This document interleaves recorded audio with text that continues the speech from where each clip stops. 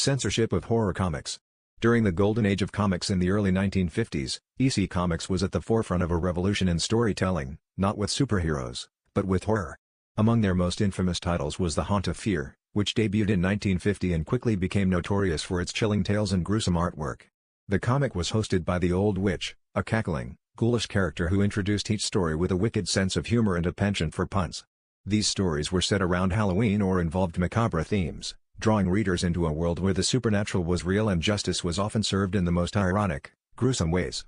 One particularly memorable story featured a vengeful spirit returning on Halloween night to exact poetic justice on those who had wronged her, blending the real anxieties of post-war America with gothic horror traditions. The success of The Haunt of Fear and its siblings, Tales from the Crypt and the Vault of Horror, sparked a craze for horror comics across America. EC artists like Graham Ingalls, Jack Davis, and Johnny Craig pushed the envelope with their atmospheric illustrations and disturbing imagery.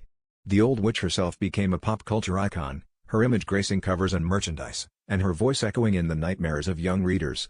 But not everyone was amused. Concerned parents, teachers, and even psychologists began to question the impact these terrifying stories were having on children.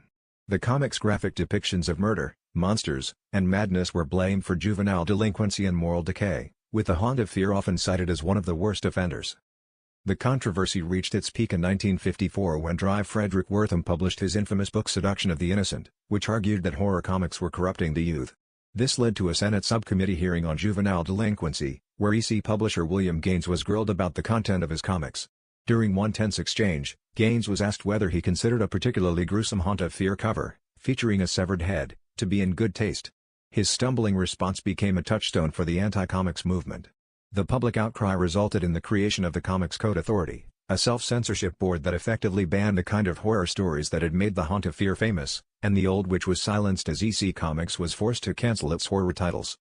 This episode from the golden age of comics is a stark reminder of how popular culture can both reflect and shape societal anxieties. The Haunt of Fear and its Halloween tales did more than just scare, they challenged the limits of what was acceptable in entertainment and sparked a national debate about censorship and creativity. Though The Old Witch's cackle was silenced for decades, her influence lingers in every twist-ending horror anthology and every tale told by a creepy narrator. Brought to you by Victory Age Comics. Reviving forgotten heroes, one panel at a time.